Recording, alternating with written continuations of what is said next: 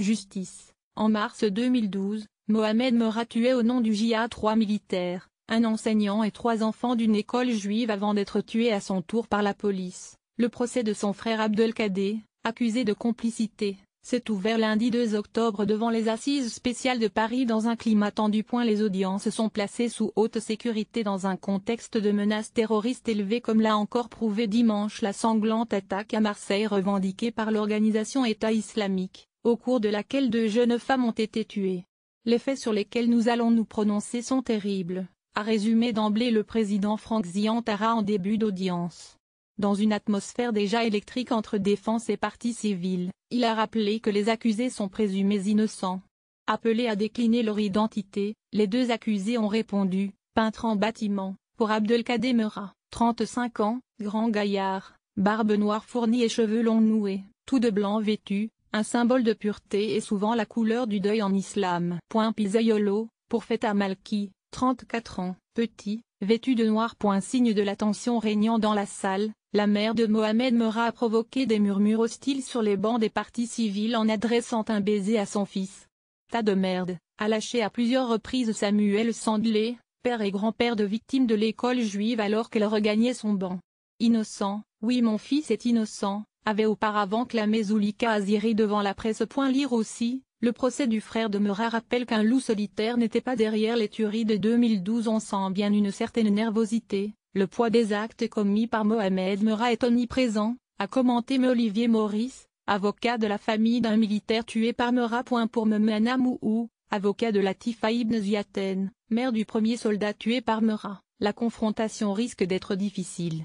Les accusés sont dans le déni. Pour les familles, c'est comme s'il s'agissait d'une deuxième mort. L'enjeu principal du procès sera de déterminer le rôle exact joué par Abdelkader Merah dans les tueries exécutées en solo par son frère. Il est accusé d'avoir sciemment facilité la préparation des crimes de son frère en l'aidant notamment à dérober le scooter utilisé lors des faits.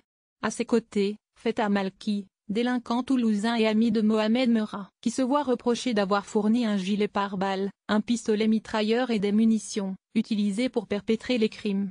J'ai commis une erreur. Les 2 hommes ont reconnu la matérialité des faits mais contestent avoir connu les intentions criminelles de Mohamed Merah. Son frère risque la réclusion criminelle à perpétuité, Malki 20 ans de prison.